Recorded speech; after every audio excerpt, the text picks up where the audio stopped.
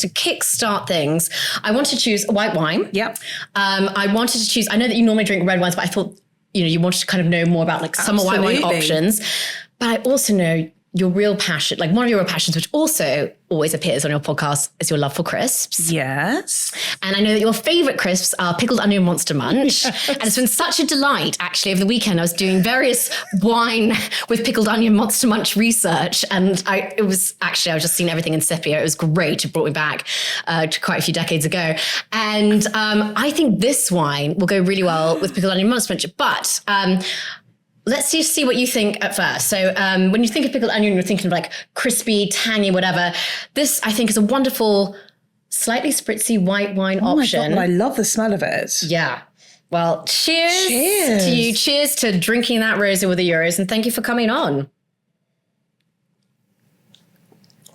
Oh, wow.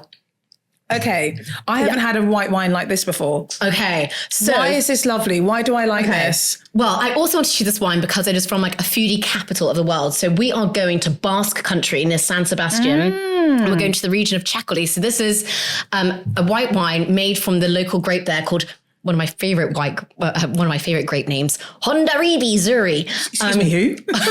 No, Hondaribi Zuri. And the Zuri part means white. So it's like the fact that it's like a white grape. I'm not quite sure what Hondaribi means. But Txakoli, it's a wine region very near San Sebastian. So with this kind of, what I love about this wine, when you see it from Txakoli, and there's 3 appellations, but all of them, regardless of where they come from, see, it's all in Basque here. So that's why all the X's are on the name. Oh so my this is, I'm going to completely butcher the name. It's actually a really lovely bottle as well. It's quite slim.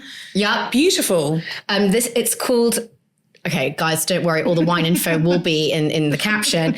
It's called Txomin Extanix. I'm really glad you're doing that, not me. And it's from the Getariako. Oh, I don't even know where that comes from, but anyway, Txakolina. And so it's from the Txakolina region, the Txakoli region.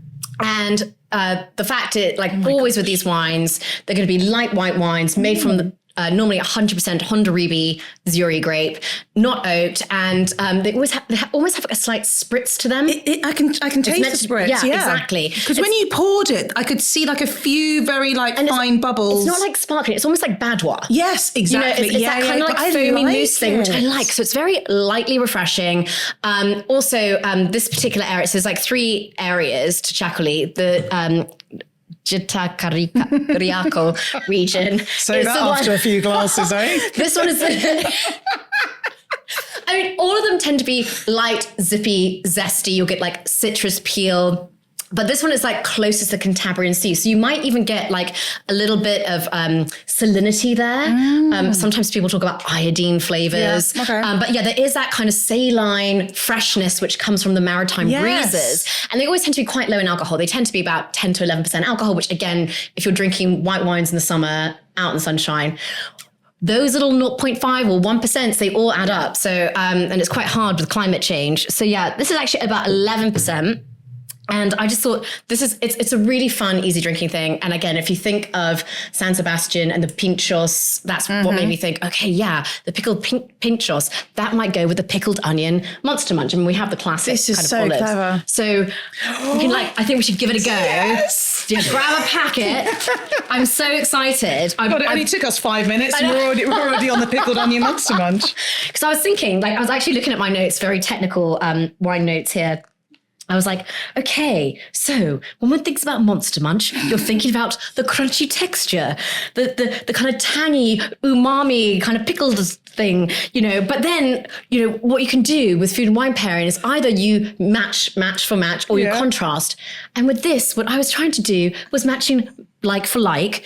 So this pickled, tangy, crunchy specimen will go with this spritzy, saline, bright liquid. And God, this is epic. What have I created? The fact that I am now so known for this pickled onion Monster Munch, I don't know what's going to happen. I mean, with you all got Paul this. Feig. You got Paul Feig into pickled onion Monster Munch. I mean, it's just wild. So yeah, we're gonna eat it, and then we're gonna. For food and wine tasting, what you should do is First of all, so we do a sniffy sniff of the wine. You get that kind of, I would say, like light, like kind of appley citrus, maybe slightly like kind of saline finish. Aroma.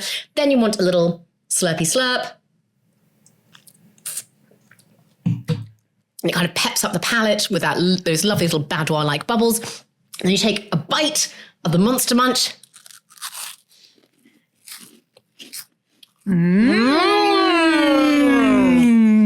And then you go back to the wine. I'm going back. Don't you worry. I'm going to be drunk by the end of the intro, chat. Do you think? Yes. Because actually, this is deceptive. It has really intense fruit, which can match up to the pickled onion.